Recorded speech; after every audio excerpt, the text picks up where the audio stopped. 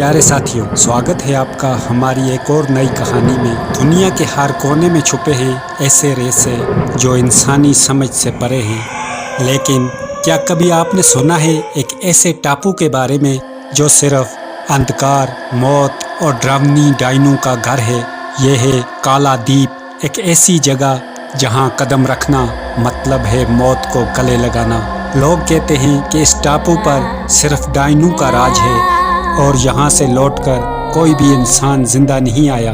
और आज 5 बेखौफ दोस्तों ने इस श्रापित टापू का सच जानने की ठानी है। पर क्या वो वापस लौट पाएंगे या बन जाएंगे इस काले रहस्य का हिस्सा? क्या आप तैयार हैं इस डर और रहस्य की दुनिया में कदम रखने के लिए? तो ज्यादा देरी न करते हुए चलिए शुरू करते हैं। काला द्वीप समुंदर की गहराई में छुपा हुआ एक टापू है जिसे लोग डरावनी डायनों का द्वीप कहते हैं। सैकड़ों साल पहले यहाँ काले जादू की भयानक शुरुआत हुई थी।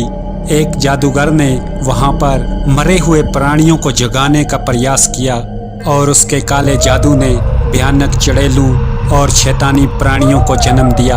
अब ये द्वीप एक ऐसी भयानक श्रापित जगह बन चुका है जहाँ मौत और डर का साया हर जगह है।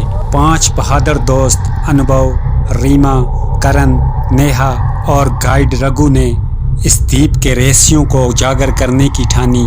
लेकिन रघु ने उन्हें चेतावनी दी कि ये जगह चुड़ैलों और शैतानी प्राणियों का घर है और यहाँ से जिंदा वापस लौटना असंभव है। लेकिन उनके जिज्ञासु दिमाग ने उस चेतावनी को नजरअंदाज कर दिया और उनकी नाव जैसे ही समुंदर में उतरी, माहौल बदल गया। हवा भारी लगने लगी और समंदर का पानी अचानक काला हो गया। तब करण ने देखा कि पानी में भयानक आकृतियां बन रही हैं। एक लंबा पतला साया अचानक नाव के पास से गुजरा।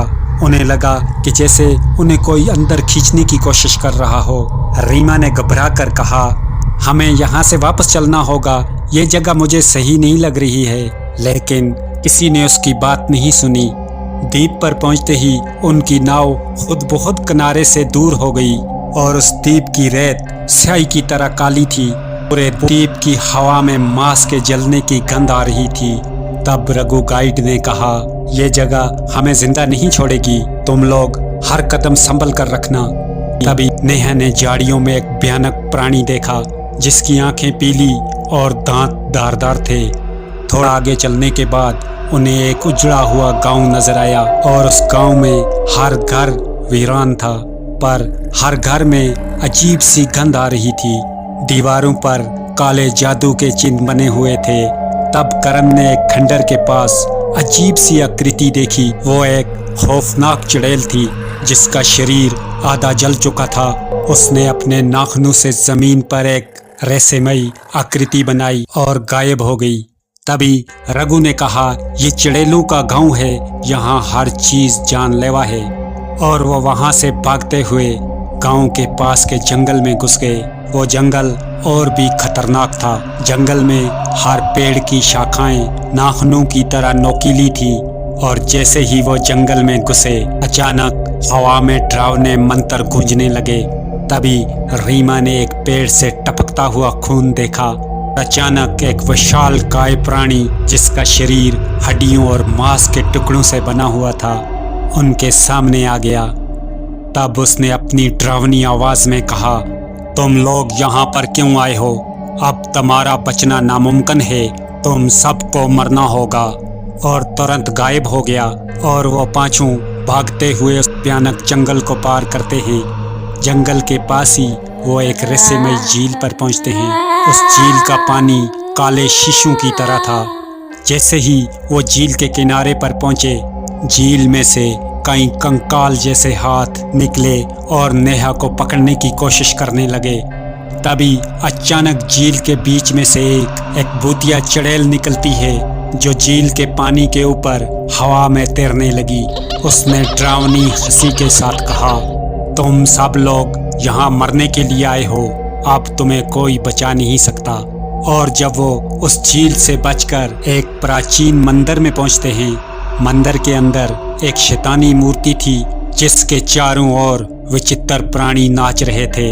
और जैसे ही उन्होंने मंदिर के अंदर कदम रखा, मूर्ति से एक अजीब सी रोशनी निकली और एक विशाल चुड़ैल प्रकट हुई।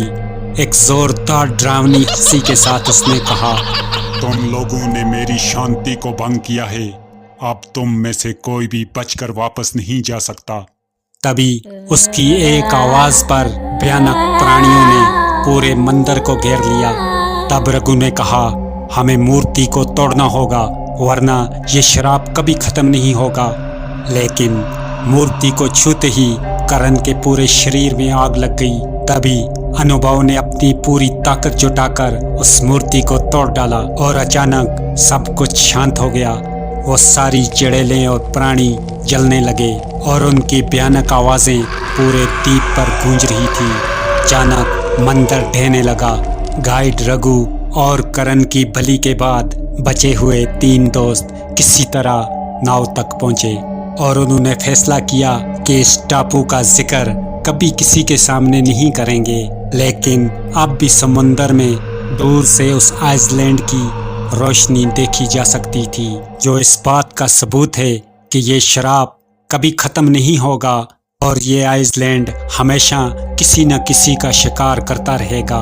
आइसलैंड के ऊपर एक अजीब सी काली छाया अब भी मंडला रही थी। अचानक पानी में से एक लंबी पतली चुड़ैल का हाथ निकला और उस नाव को रोकने की कोशिश की। रीमा ने चाकू से उस हाथ को काट दिया और हाथ दर्दनाक चीख के साथ पानी में गायब हो गया। तो दोस्तों, अगर आपको ये कहानी पसंद आई है तो प्लीज़ वीडियो को लाइक और चैनल को सब्सक्राइब करना ना भूलें। धन्यवाद।